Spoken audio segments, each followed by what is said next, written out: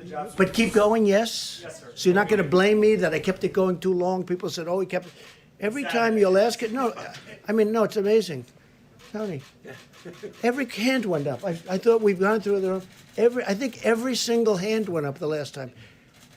You know what it shows you? It shows you that you love what you do. Go ahead. We do love what we do. So You do. No, you do. And some of you do it well.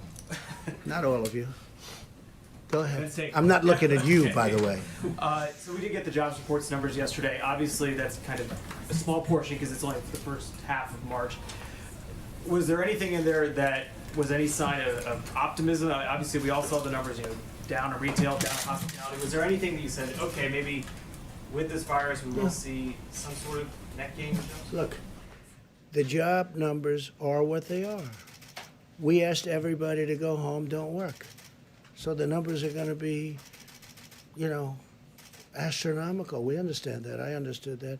I know somebody said the numbers are meaningless, and then they took that to mean, oh, jobs don't mean anything. And it was just another fake news story.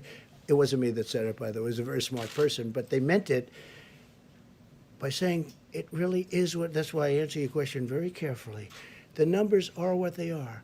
We know the numbers were going to be massive because we told everybody to go home and lock your door, essentially, right? Don't come to work. You can't come to work. Don't go outside. Don't breathe. Don't do anything. We got to open up our country. But I know that it's coming back.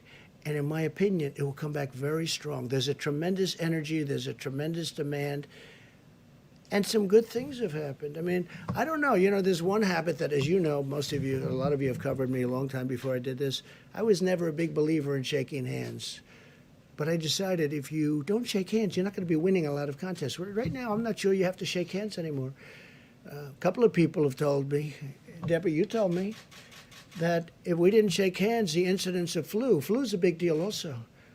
And that flu might be cut down in half. Who knew that shaking hands was such a bad thing? I felt it. I mean, I always felt it. And, I was never to a point where I can't shake somebody's hand. I knew people like that too, but there weren't too many of them. But when I ran for office, all of a sudden I'm shaking hundreds of hands. And if I don't, I wouldn't even be standing here. But I think that's a custom that maybe people don't have to. We have to get close together. We have to sit together at the stadiums. We have to sit next to each other and wrestle. All that stuff is going to happen. But I think the concept of shaking hands maybe is something that's going to be a little bit from the past. Let's see what happens. Maybe they'll go right back to shaking hands. My last question.